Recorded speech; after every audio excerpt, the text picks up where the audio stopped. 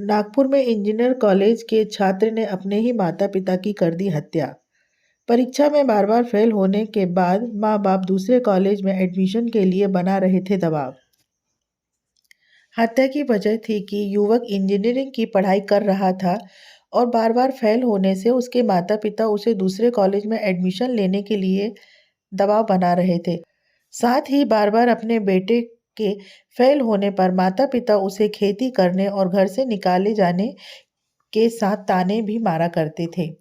इस घटना में मृतक का नाम लीलाधर डाखोले और पत्नी का नाम अरुणा डाखोले बताया जा रहा है।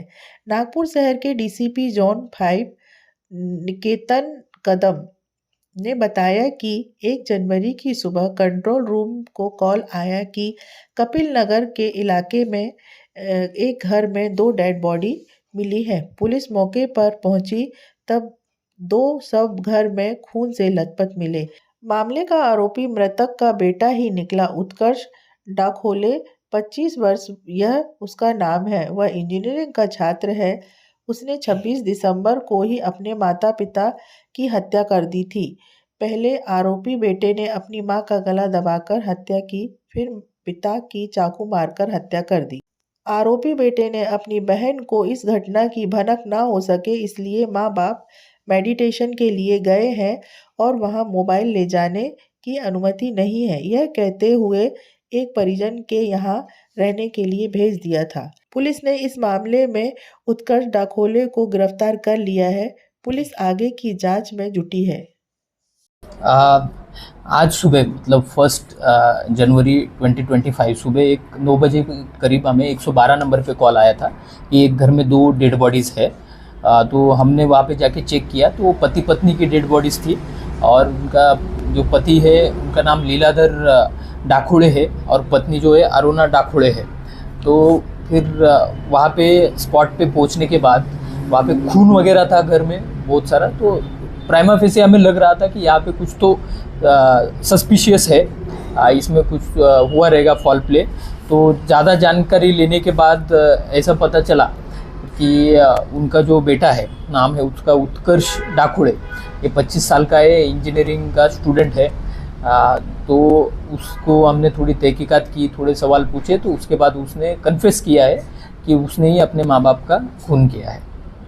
हाँ, अभी तक जो हमने इंट्रोगेशन किया है ये आरोपी का, उसमें ये प्राथमिक जानकारी आगे आई है कि वो 26 तारीख को 26 दिसंबर के दिन उसने ये सब वारदात की है कि जिसमें पहले उसने अपनी माँ को मारा, उसने गला दबा के हत्या की है, उसका ऐसा कहना है।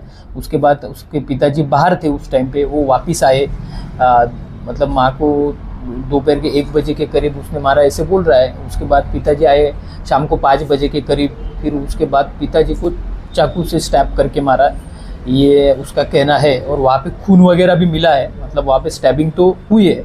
और इसमें जैसे कि उसके मतलब जो मृतक है जो लीलाधर डाखोले थे वो कोराडी पावर प्लांट में टेक्नीशियन करके काम करते थे और उनकी जो अरुणा डाखोले है वो एक प्राइमरी टीचर थी।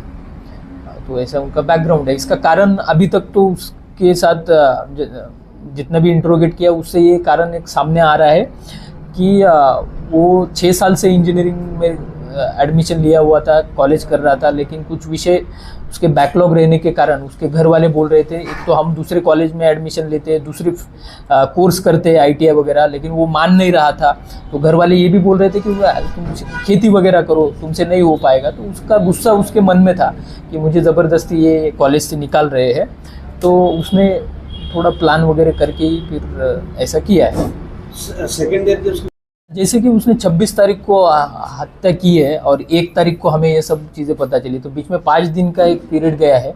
तो उसने उसकी बहन भी कॉलेज में जाती है, तो उसने उसकी बहन को बाहर ही उस दिन ये सब करने के बाद बाहर ही पिक किया और अपने एक चाचा रहते हैं बेलवाड़ी करके है पास में ही वहाँ पे, तो वहाँ पे लेके गया और उसने अपने चाचा और बहन सबको ये बताया कि मम्मी पापा मेडिटेशन के लिए बेंगलोर गए हैं और वो कुछ दिनों के बाद वापस आएंगे, वहाँ पे मोबाइल वगैरह कुछ अलाउड नहीं है। तो इसलिए बाकी लोगों ने भी ज़्यादा उसको सवाल पूछे नहीं कि मेडिटेशन गए मोबाइल अलाउड नहीं रहते हैं, लेकिन उसकी बहन उसको बार बार पूछ रही थी, लेकिन वो थोड़ा मतलब उसको मिसलीड कर रहा था अलग अलग जवाब देके। और उसने उसके पापा का मोबाइल भी उसके साथ ही रखा था, तो उसने पापा के मोबाइल से बहन को भी 27 तारीख को मैसेज ड्रॉप किया है कि हम 5 तारीख तक वापस आएंगे, इस टाइप का।